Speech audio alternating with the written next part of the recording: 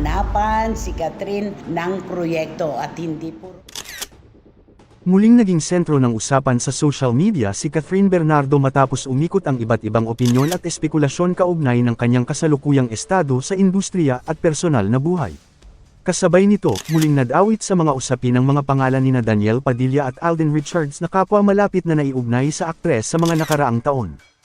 Ayon sa mga netizen, nananatiling isa si Catherine sa pinakamalalaking personalidad sa showbiz sa kabila ng mga kontrobersya at isyong ipinupukol sa kanya. Marami ang nagsasabing patuloy pa rin ang suporta ng kanyang mga tagahanga at hindi basta-basta matitinag ang kanyang popularidad. Samantala, naging paksa rin ng talakayan online ang umano'y papel nina Danielle Padilla at Alden Richards sa mga nagdaang yugto ng career ni Catherine.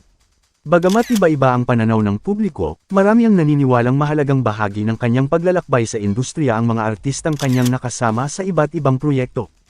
Patuloy namang umiikot ang iba't ibang reaksyon at komento mula sa mga netizen habang hinihintay ng marami kung may magiging pahayag ang mga personalidad na nasasangkot sa mga usaping ito. Sa ngayon, wala pang opisyal na kumpirmasyon mula sa mga nabanggit na artista kaugnay ng ilan sa mga kumakalat na haka-haka at espekulasyon online. Dahil dito, nananatiling mainit na usapin sa social media ang pangalan ni Catherine Bernardo kasama sina Danielle Padilla at Alden Richards, habang patuloy na sinusubaybayan ng publiko ang anumang bagong kaganapan na may kaugnayan sa kanilang mga karera at personal na buhay.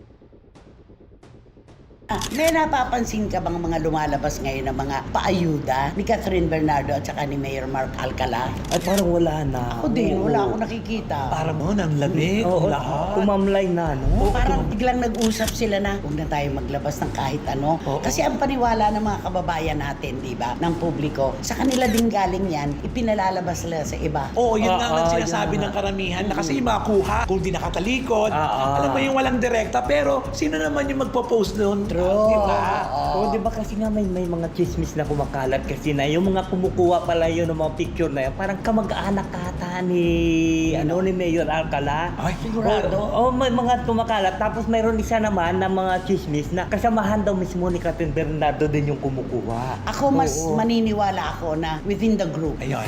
magkakalayo lang sila. Oo. No. Wala tayong ipipinpoint kundi nandun lang sa kanila. Oo, sila rin yun. Kasi stolen kasi ang peg eh, di ba? Nandiyan kumakain daw ng ice cream tapos magkahawak kamay. Ayan, pini-fake news tuloy sila. Oh, yes. At kaya nga po, walang paayuda ngayon si Catherine Bernardo at si Mayor Mark. At hinahanapan si Catherine ng proyekto at hindi puro endorsement. Kaya nga sinabi nila may tambalang James Reid na ginagawa. Hindi pa maipalabas. Hindi pa maipalabas dahil naghahanap daw ng timing.